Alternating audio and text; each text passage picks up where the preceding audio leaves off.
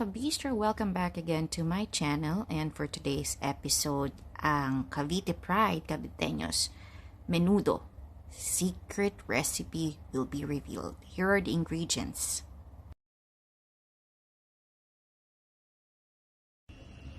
So you will see, this is how we're going to cut our pork.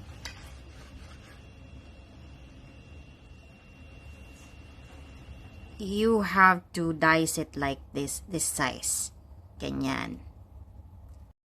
As you all know, menudo is a small size cut recipe. So in this one, we're gonna cut the liver, pork liver, same size, square. This kind of cut will differentiate menudo from the others like caldereta and afritada and mechado. And then, let's thinly slice the hot dogs. I used chicken's hot dog kasi wala akong pork available. Now, on a mixing bowl, let's place the clean pork na strain na. And then, let's cut these onions into, yung half lang, into small dice. Then, let's transfer it together into the bowl. And then, let's mince the garlic as well. After this, transfer din sa bowl. And then, half din nung kamatis. You can use more kamatis if you like. It's much tastier if you use more kamatis. Now, as you can see, I'm putting cheese. 20 grams yan . And this is one of the defining taste talaga ng ating menudo with cheese. Then let's put on some soy sauce, and of course a while ago yung salt and pepper, and then the oyster sauce. Now, after this, haluin lang natin siya, mix it all together, make sure it's well combined, and then iset aside natin siya and make sure to marinate it for at least an hour para siksik yung lasa. And then yung mga natirang ingredients, para yun sa panggisa natin later on.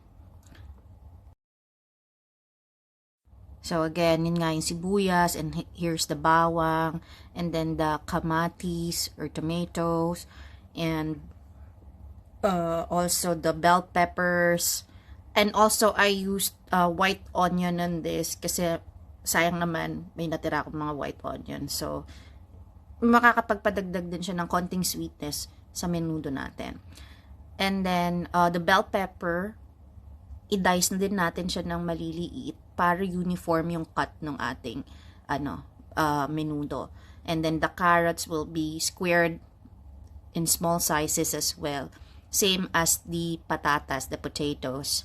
So, I use a knife in peeling my carrots and my potatoes. I don't use peelers anymore. I don't know why, but I'm just used to using my knife. I'm so comfortable with it. So right now, magpainit na tayo ng mantika into our wok. And then, once it's mainit na, let's put on the sibuyas, the red and the white sibuyas. And then, stir lang natin. So, after stirring, ayan, andyan na si garlic. So, make sure lang na naluto na siya. After this, we have to put na the kamatis. And make sure the tomato is thoroughly cooked. And then, we'll add on the marinated pork. But, the marination, iset aside natin siya for later use. Now, let it simmer for about 10 minutes. And then, haluin natin yung pork. Make sure na yung both sides is maluluto. Again, let it simmer and boil until mag-tender yung ating meat. Now, on this part, ilagay na natin yung sinet aside nating marination. And then, add about a cup of water. And then again, let it simmer, boil for about 10 minutes.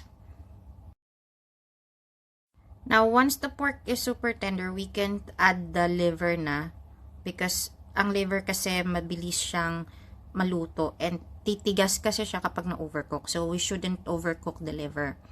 Now, kapag luto na yung liver, add na natin yung tomato sauce. And then, haluin lang natin siya, stir occasionally. And then, you can start adding the hot dogs na. Let it cook for a while and then pag luto na siya, i-add naman natin yung vegetables natin, yung carrots and yung patatas. Pag luto na rin yung patatas and carrots, add na natin yung green peas.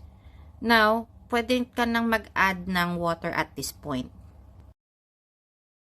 And then again, you can let it boil for about 5 to 10 minutes. And then right after nun, you can add the bell peppers. So, wag din natin masyadong i-overcook. And then, you can turn off the heat once you reach the desired thickness. Now, once it's cooked, pwede na natin siyang i-transfer sa serving bowl. As you can see, this is the desired thickness I want on my menudo. And this is really a must-try. The Kabitenyos Pride Menudo. This menudo is for panghandaan talaga. And I learned this from my in-laws. So once again, this is our recipe for today, ang Kabitenyos style menudo. So please don't forget to subscribe on my channel, like and share, and comment your requests below. Thank you so much for watching. God bless everyone.